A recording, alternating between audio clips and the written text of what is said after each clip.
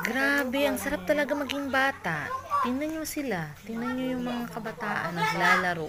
Hindi nila iniinda ang pagod, ang init. Basta makapaglaro lang sila. Tuloy naalala ko yung kabataan ko noon. Sobra din likat ko. Ganyan talaga ako. Tulad ng ano ko, yung anak ko dyan yung babae, si Sarah. Siya lang yung mas nakakatanda dyan. Nakikipaglaro pa kahit malaki na siya. Noon ako naglalaro ako ng tagu-taguan, tumbang preso, bulan. Tulad din sa mga batang ito. Hindi nila iniinda yung init, pagod.